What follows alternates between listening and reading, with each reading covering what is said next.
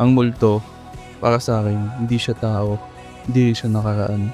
Ang multo ay yung mga bagay na hindi ko nagawa dahil natakot akong sumugal, dahil pinili kong maghintay, dahil akala ko may oras pa. Pero ang totoo, masyadong maikli ang buhay para palampasin ang mga bagay na mahalaga. Baka sa kakasabi mo ng mamaya, wala na pala talaga yung mamaya.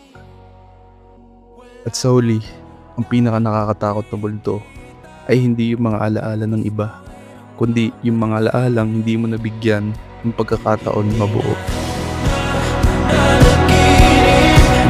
Hindi na makagising, pasindi na ng ilaw.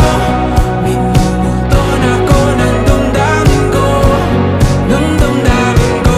Napaalala, isanin talong ako pa sabay, papahinga langit. Nakikita, mayapas mo'y ramdam pa rin sa dilim, mayapas.